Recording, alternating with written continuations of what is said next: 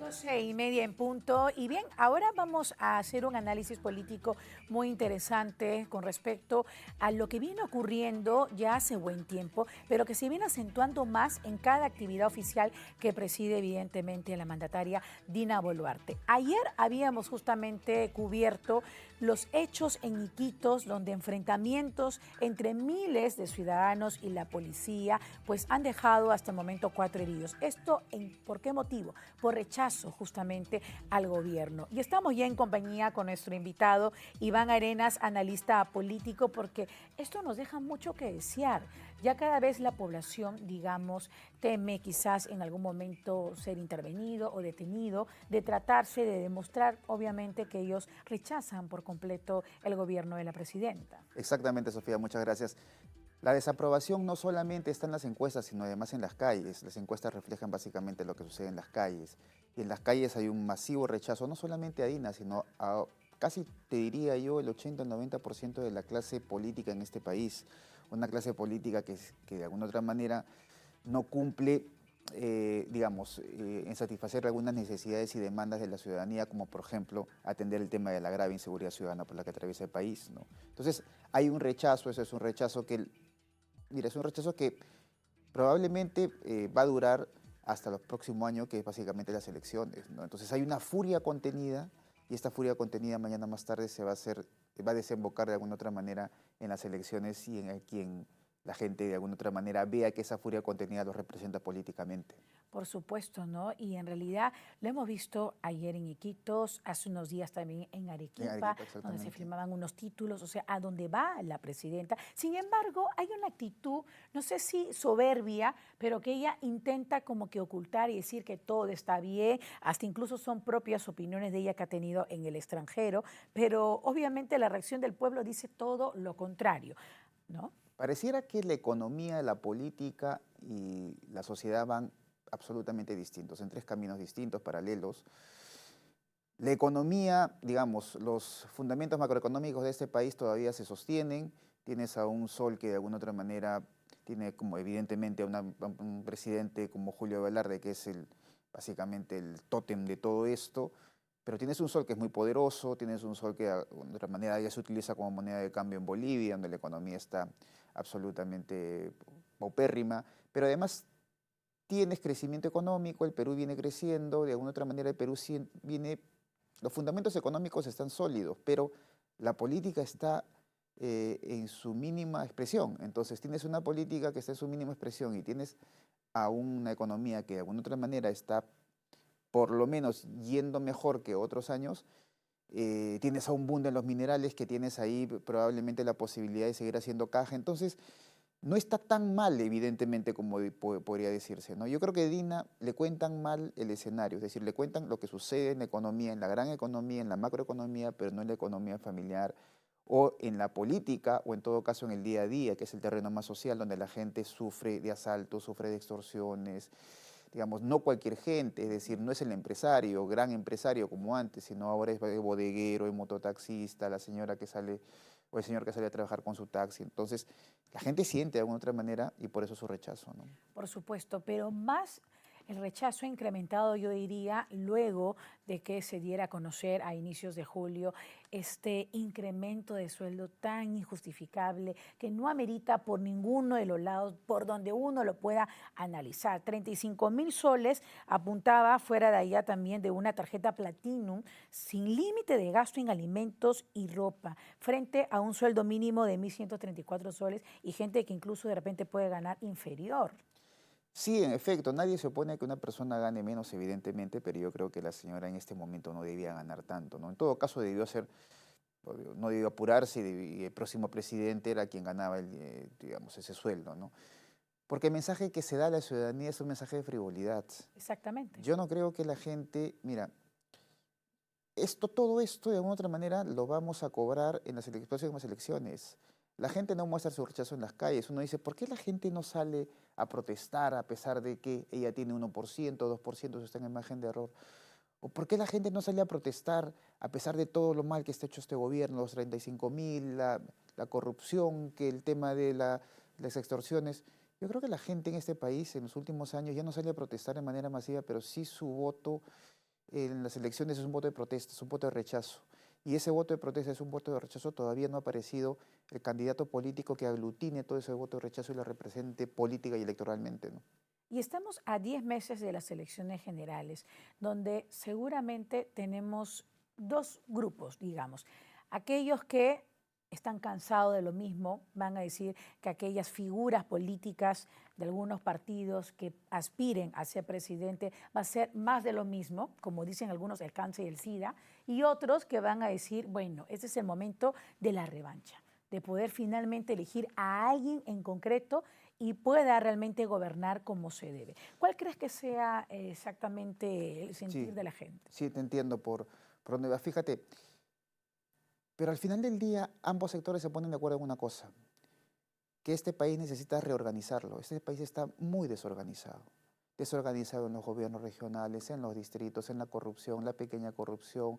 No hay un sentido único de Estado, de decisiones políticas estatales entre los gobiernos regionales, distritales, locales, con el Ejecutivo. Cada uno hace lo que quiere. Entonces, este es un país muy desorganizado política, social y económicamente. Entonces, la gente al final del día, estos sectores que tú me has mencionado, sacan la conclusión de que tiene que venir alguien a ordenarlo.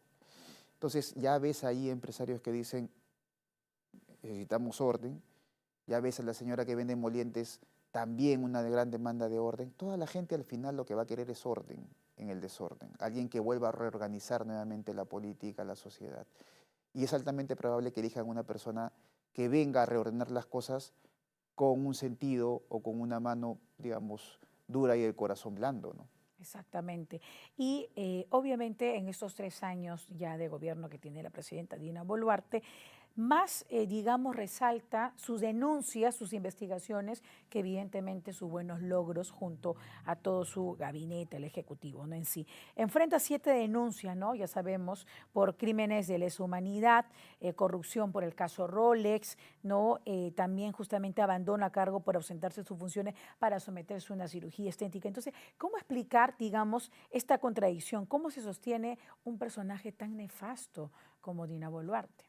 Mira, esa es una muy buena pregunta. Mira, hay probablemente una aproximación, digamos, eh, sociológica en el sentido de que ella de alguna otra manera se sostiene por la emergencia de las clases medias que de alguna otra manera todavía sostienen esta economía, esas son clases medias regionales, que también tienen un pie en la informalidad, un pie en la ilegalidad, no sabes toda la economía que mueve la minería ilegal, por ejemplo. Entonces te vas a dar cuenta que a nivel social se sostiene este país básicamente a estas nuevas sociedades emergentes. A nivel económico no le va mal a este país, evidentemente. Es a nivel político donde no calza la relación entre economía, entre sociedad y entre política. No calza absolutamente nada. Entonces, el principal rechazo de la gente no es hacia la economía, el principal rechazo de la gente es hacia la política. Y eso se resuelve, como te digo, en elecciones. Entonces, yo creo que la señora vive en un mundo de frivolidad, en un mundo donde ella ha inaugurado el puerto de Chancay, donde el sol en Bolivia se impone, donde ella puede demostrar sus logros económicos, pero creo en la pequeña economía, sobre todo, pero además en la vida social de la gente, donde la gente sufre, como te digo, cualquier hijo de vecino puede salir de aquí, le cae un balazo y no pasa nada. Entonces yo creo que la gente a nivel de la política está harta. Yo creo que la gente se siente manipulada, se siente harta, pero además se siente estresada que la política, la sociedad le haya jugado tan mal, ¿no?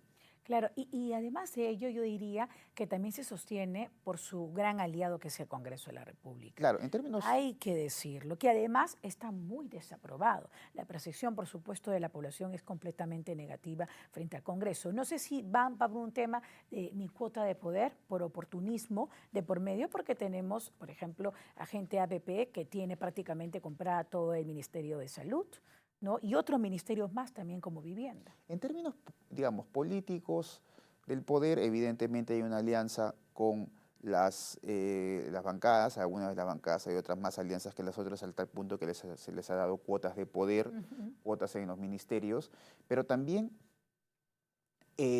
no podemos negar que, digamos, si tú le das otra óptica, en los últimos años incluso hubo un cierre del Congreso por esta dialéctica, digamos, entre Ejecutivo y Legislativo. Acuérdate que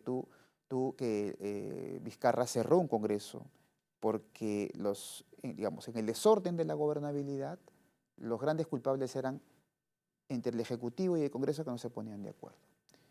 Y tú dices, bueno, en estos últimos años ha habido un acuerdo entre el Congreso y el Ejecutivo. Sí ha habido un acuerdo para gobernar, pero básicamente ese acuerdo pasó de ser un acuerdo, digamos, un acuerdo político para yo te dejo gobernar, te fiscalizo, te evalúo, te vigilo, sí, pero te dejo gobernar, pero pasó del acuerdo por encima de la mesa al acuerdo por debajo de la mesa, a tal punto es que mejor déjame gobernar bien y te doy a ti un par de ministerios, o a ti soy muy laxo contigo, en fin. Creo yo que el acuerdo político entre el Ejecutivo y el Legislativo denigró hacia un concubinaje entre ambos. Y creo que eso va a pasarle factura también al Congreso. Por supuesto. Y centrándonos ahora, por supuesto, en lo que mencionabas al inicio, la inseguridad ciudadana, las extorsiones. Todos los días informamos, detonaron una granada, mataron a un chofer. Evidentemente todos ya vivimos aterrados. Ya no sabemos si salir de casa significa regresar. Y más aún aquellas personas que trabajan en el sistema de transporte. Ahora sí vino una nueva convocatoria que coincide con las fiestas patrióticas, ¿no? 27, 28 y 29 vamos a tener nuevamente las marchas, ¿no?, por parte de los gremios de los transportistas. Pero cuando se le pregunta, ¿no?, parece ser que ella de una manera, no sé si con cacha, responde de que el luchar contra la inseguridad ciudadana no es parte de su trabajo de ella, y lo dijo en su momento también con el exministro del Interior, que casi lo censuran y tuvo que renunciar, por supuesto, y que es trabajo de la Fiscalía y del Poder Judicial, así tan frescamente, ¿no? Claro, lo que pasa es que, mira, la dialéctica propia de la política en las próximas semanas se va a mover bastante en el sentido de que va a haber la composición de la mesa directiva, vamos a esperar el mensaje de la Nación, no se espera mucho, pero evidentemente va a haber una especie de ahí de posibles anuncios. Pero en esos días lo que existen es básicamente que las fuerzas políticas, tanto en las calles como en el Congreso, van a querer cada uno agarrar lo suyo frente a lo que ella diga, ¿no? Yo la verdad es que ya debemos empezar a analizar ya de antemano lo que va a suceder en el mensaje. Yo creo que no va a decir mucho, yo creo que es un año de salida, yo creo que, ¿sabes qué? Va a aumentar de página nomás. Yo creo que, ¿sabes qué, Sofía? Estamos en un vacío de poder. Así es. Y en este vacío de poder cualquiera hace lo que se le da la gana. Ese es un vacío de poder político donde vas a ver a los sindicatos, a la minería informal, a la minería ilegal. Te vas a ver a todos hacer absolutamente lo que quieran porque nadie obedece a ella. Ella va a Arequipa, como va a Iquitos, como va a ir mañana a Trujillo, como posiblemente pasado mañana se vaya a Piura, siempre la van a recibir. Hay una degradación de la política y sobre todo de la primera magistratura que es ella. Y eso es un enorme vacío de poder que puede ser muy, pero muy peligroso para la gobernabilidad. Porque si ese vacío de poder es llenado por fuerzas que son anti-establishment, a este país no hay quien lo salve. Así es, Iván. Y sobre eso quiero comentarte que durante un evento oficial, la presidenta Dina Boluarte aseguró que van a priorizar un proceso limpio para las próximas elecciones. Además, instó a los ciudadanos a votar con sabiduría. Bueno, eso de verdad es que... Vamos a escuchar lo que dijo claro que sí. exactamente.